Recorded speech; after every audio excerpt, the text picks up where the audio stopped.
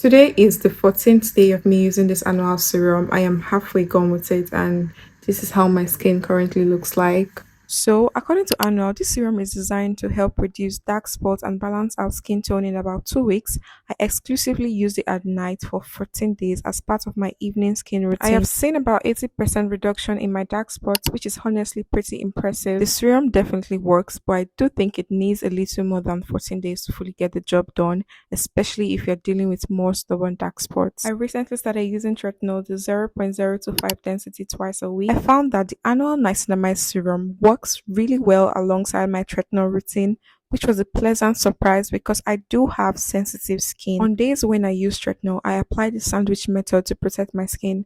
First, I start with a layer of moisturizer and let it fully absorb before applying Tretinoin. I like to say Tretinoin doesn't like to share, so I make sure I give her enough space. After that, I top it off with a thicker moisturizer. Also use Snail Mucin right before all of this for some extra hydration. I did experience some redness that was due to scratching my face, not from the serum or any irritation from my products. The annual niacinamide serum is definitely worth trying out.